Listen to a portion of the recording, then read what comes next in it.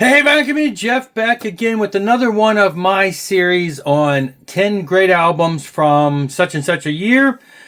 Hard to believe I've been pushing through this. Started, I think, in 77, which is really kind of the year, or was it 78? It was the year I really got into music-ish, kind of. I think it was 78. Anyway, I've been doing it for a long time. I do it sporadically through the years to put out one every so often. So I did notice that it's been a couple months since I did 2003. So we are up to 2004.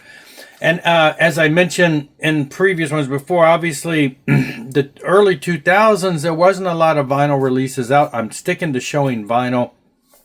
So this is 10 great vinyl releases of music from 2004, not vinyl records that came out in 2004, because a lot of these have been issued on vinyl since then.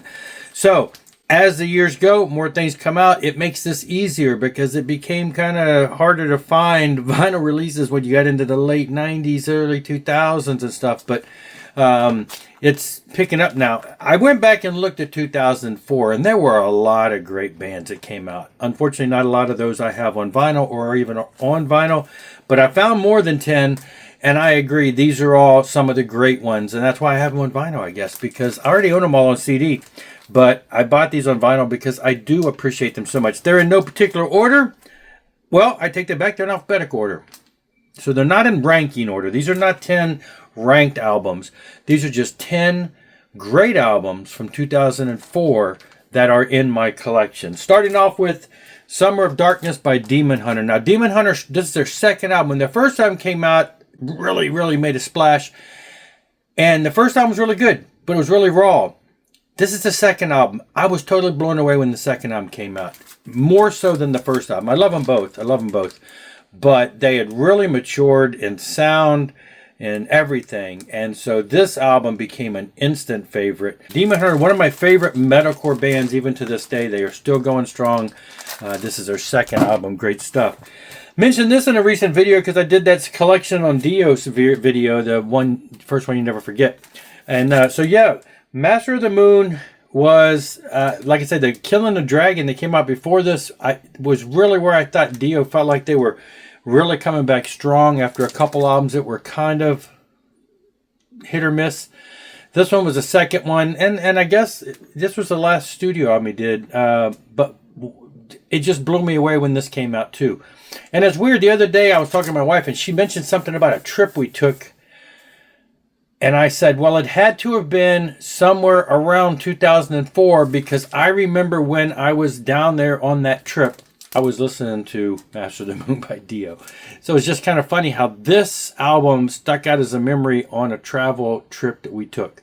Don't know why. Great stuff from Ronnie James Dio and Dio Band there. All right, and yes, even throughout this time frame, Dokken was releasing music, Hell to Pay.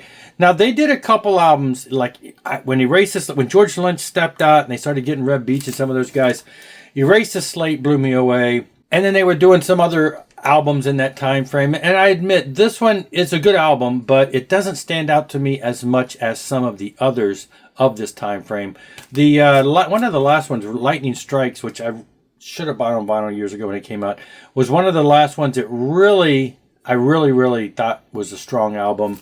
This one I need to listen to again. I mean, it's good, but you know, there are some in this time frame that just didn't stand out quite as much, and I think that one is not bringing in the memories as much. Deja Vu by Gov't Mule. Can't say enough about Gov't Mule. Love Gov't Mule. Love this album. Saw them in concert like a month ago. It was great. First time I got to see them. Great stuff. Love this album. Bad Man, Walk In. This album is Little Toy Brain. So many great songs, and they played some of these in concert. Love Gov't Mule, and this album stands out as just one of my favorites. All right, Neal Morse 1, the second Neal Morse solo album. Now, I admit, I was a nominal Spock's Beard fan, but I knew enough about him. He joined with Mike Portnoy and them and did Transatlantic. I really dug that album. When he went solo, I jumped on board, and so that was my real exposure to Neal Morse's music. And the first album blew me away. Autobiographical, great stuff. So when the second one came, I was a little more in tune with what the man was doing. And this album, again, blew me away. It was a bit different in the sense that, you know, well, I don't know. No, I take that back. It was just more solid stuff. But when you got to songs like you know, Author of Confusion stuff, some of these things were just like, they just really blew me away. Absolutely great album. I just love it and was glad that they finally did put that one on vinyl. And then when you get into the little heavier extreme stuff and the death and a band that changes sounds pretty much with every album, Mortification, Brain Cleaner. They go through different sounds. They started off as grindcore, they went into death, they went into this, all these different sounds that, and people, you know, have favorite albums. I like the more traditional metal with a not so guttural vocals and stuff. I like all of it, but there's some albums that stand out a little stronger only because a little more palatable. This is one of them that has always kind of resonated with me. So yeah, a great album by them in 2004. They've done so many great albums though. This was great. This was great. Here's a band that I loved in the 80s, and in 88, after that, they disappeared. We didn't hear anything else from them except for a blip in 99, which I don't even count. It just doesn't even fit. But basically, we had not heard anything from this band since the late 80s. And in 2004, we get the return of Saint Within the Battle. The band comes back. They come back strong. This is around the time that I was heavily doing websites and somehow got hooked up with the singer for Saint and started doing his personal website, which had a lot of Saint material and a lot of stuff on the side. So then I started making contact and, you know, kind of getting to know the guys a little on a personal level. And they have just put out at least, like 10 albums since this time. They have been going strong. I saw them at Immortal Fest this past summer. Got to meet with the bass player for the band who was so thrilled. He's like, we finally get to meet. It was great to see him. And the band, like I said, they've continued going strong with slight member changes, but this was the return. So 2004 was a grand time when we started hearing the return of Saint and just great stuff that came after that. So one of my favorite bands, Saxon, Lionheart. There are a massive amount of records by this band. I've been a big fan since Them and Leather. And this album always has stood out to me as a strong one. When this came out, it really struck me as one of their great albums. Was glad to finally pick this up on vinyl about a year ago. They've been reissuing a lot of this stuff. I still have a long way to go, but there's not many Saxon albums that I have any issue with. Most of them are pretty solid through and through. They're a pretty solid, consistent band. And so, yeah, great stuff from them in 2004. All right, this was I was kind of on the fence with this one.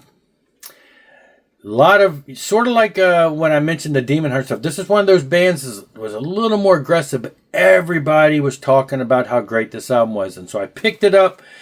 A Chorus of Obliteration by the Showdown. The artwork captured my attention. I just loved it. It reminded me so much. Really reminded me of something like out of like Lord of the Rings or something. But just the artwork really captivated me. And the music was, it's all over the place. A little, not all over. It's really more of an extreme view. Now, the album that followed this album was drastically different and is probably my favorite album by them. I hope they reissue their other stuff on vinyl. But the first album is probably the most extreme. It's got some great songs, but at times the vocal style gets a little more extreme. And but it's still a phenomenal band. And then, like I said, the album that followed, the two albums that followed after this are probably higher in my rankings of the band, just because I loved the style being not so extreme. But this album still was a mind blower at the time, and still love it. And then this, the Neon Gods 1 and 2 from W.A.S.P. I honestly have to admit, I haven't sat down and studied the storyline. Concept album, 2 different albums released in the same year, both of them on one vinyl set, unofficial release. But to me, it was, I've listened to it numerous times, but I haven't really connected with the story. And it's in this era is when a lot of the music just started blurring together. There wasn't a whole lot of dynamics, vocal-wise, music-wise. And so, honestly, I don't have anything that majorly stands out about this release. It just kind of, I love W.A.S.P. I'm going to buy it, and I need to spend more time with it, but it's kind of a blank. I don't have a whole lot of thoughts on this one. There are some albums around this time that have songs that stand out, but nothing jumps out at me when I think of this album. I did have to get it when I found it on vinyl. I doubt we'll ever get official releases on these, but anyway, I need to reconnect and check this out and try to get into connection with it. But there you go. Just 10 great albums from 2004. Like I said, there was a lot of great music that year. These are ones that I have on vinyl. Hope you enjoyed it. I'll be back. Rock on and rock hard.